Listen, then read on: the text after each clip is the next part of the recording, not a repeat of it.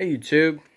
So I've been searching around trying to find a video on how to reinstall the pump on a E40D transmission. Now I've seen some, they give very vague details on how to actually get it in there. Now for me, all I'm gonna do, I got the pump here,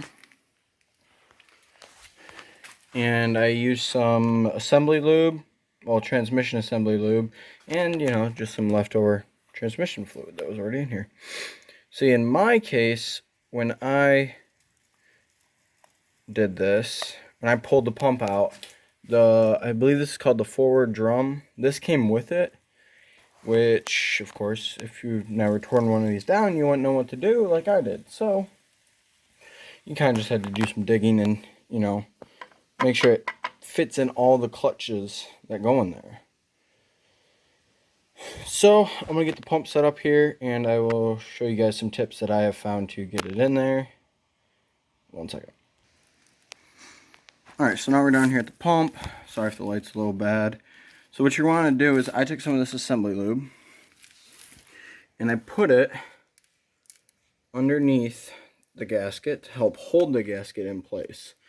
Because the worst thing you can have is, you put the gasket on, you put the transmission in, and oh, the gasket don't work. Or, it starts leaking again, because for what I had to do is the bearing, or not bearing, the front pump seal went out, and so did the bushing. At least that's what the guy at the transmission shop said. I took this to him and had him fix those, because the shop I had taken it to before did not do any of that. So, yeah, that's what I had to do. So another thing is, get yourself some transmission fluid. Doesn't matter what. This is just Marcon 5, but you can use whatever you have available. And make sure you put it around the seal, around the gasket. Make sure you coat that all up nice. Make sure you also coat the seals that are the little gaskets that go around here, the O-rings, so it slides in there better. Lube all this up.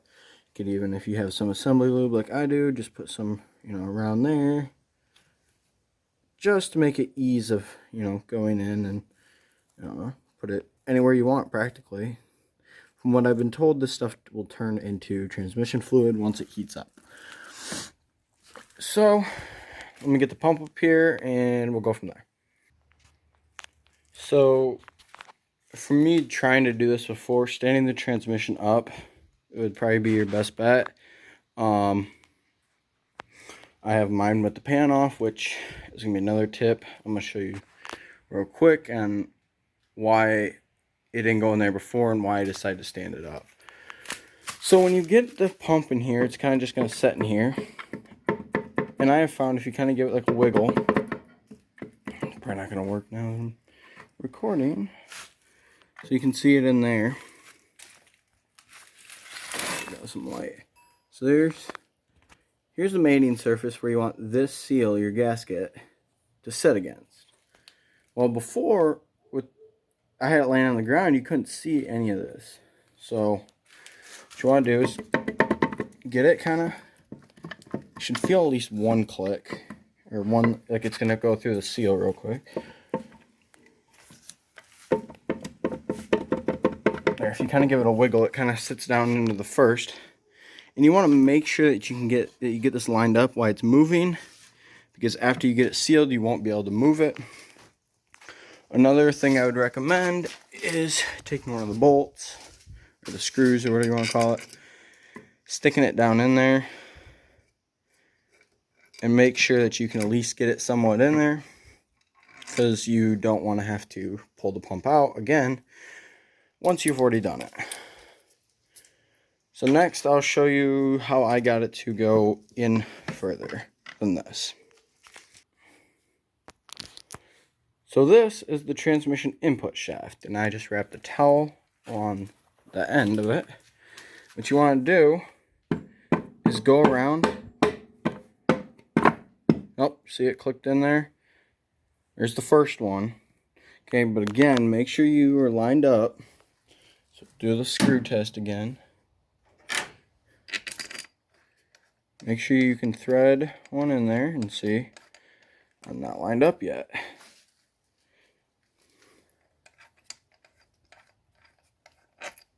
So yeah, make sure you can get them lined up. I'm actually not lined up, but I need 2 hands, so I'll be right back.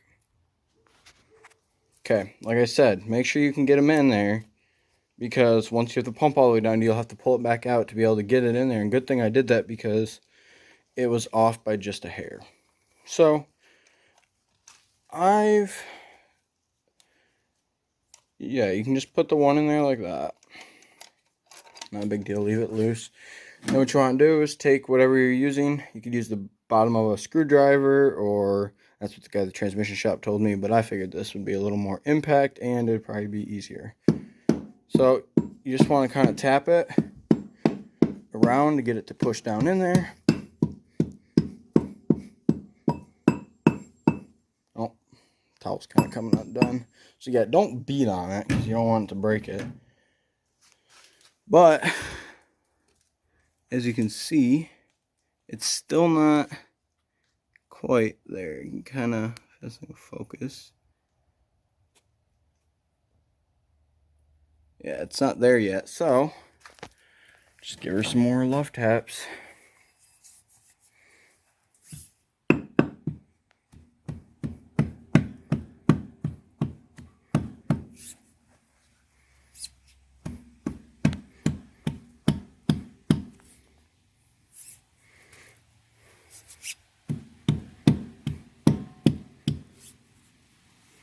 Y'all might think I'm stupid, but this is also my transmission, so I guess if I have to pull it out again, I will.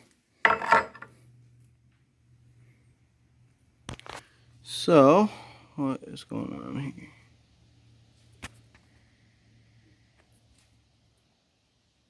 You're still off. I don't understand. Okay. Well, I'll be right back when I figure that out. Alright, guys, I am back. I had to pull the pump back out because this forward drum was not sitting in there all the way correctly. It had, I don't know, it wasn't, it's down in there more than it was, and all I did was kind of lift up on this and try to, you know, spin it till it caught again. The way I think it's in there all the way is this gear is now above. There's a lip in there. It's now fully, it's above here more than it was before. So I believe it is in there all the way. Yeah, the gear right here was below the lip on the forward drum, and now it's above it. So we're gonna give this a go again with the pump. So make sure that gasket's on there. Let's find our pump, or our gasket, our transmission gasket hole. And what we're gonna do, oh, there goes the input shaft, is we're just gonna set it back down in here again. And yeah, oh, see, she went down in there further again, so that's a good sign. But like I said, rotate it while you can, because otherwise you won't be able to afterwards. Yep, and there's my gasket sliding with it. So we're gonna do the bolt test again. And looky there, first try. Well, let's make sure that we can at least get one of these offset ones in there too. Yep, so we're all set with that. We're gonna grab the input shaft again and a towel.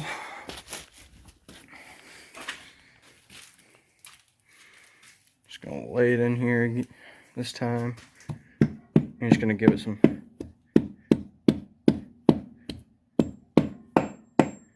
taps again. That was a little metal on metal, don't want that.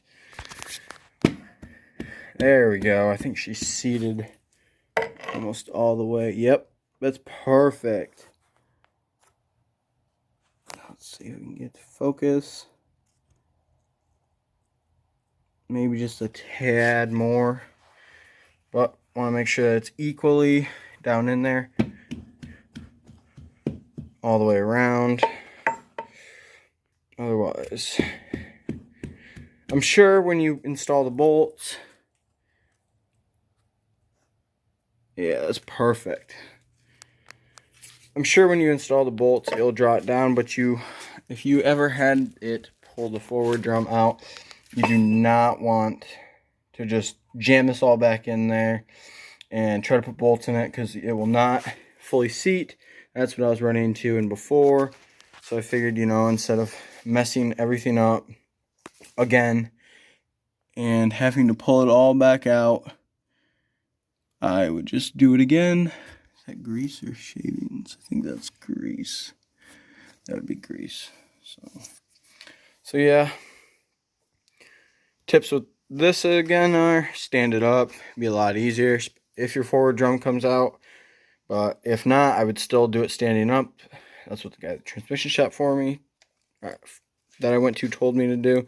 Make sure you can get your bolts lined up, and if you can have the pan off, It will probably make your life a lot easier trying to make sure you get it all the way down in there and fully seated like this is. This was the seal, the front pump seal I was telling you guys about, and I don't know if you can see down in there. No, but there's a little brass bushing, which is very common on these things to go out. So if you end up having a leak, it's either the front pump seal or it's that bushing. But to save yourself some money, I would pull the transmission out, pull the pump out, take it to a shop, have them replace it. I ordered my parts off a website. I think it was American Parts or Transmission Parts USA or something like that. It was like pretty cheap. I ended up paying more for shipping than I did all my stuff. But let's say you need a new pump, you could just order that through them, or you need new valve bodies or anything like that. You could order that through them, and I think if you have over $200, you get free shipping. But I wasn't spending $200 or $300 or whatnot, so I just did the basic stuff.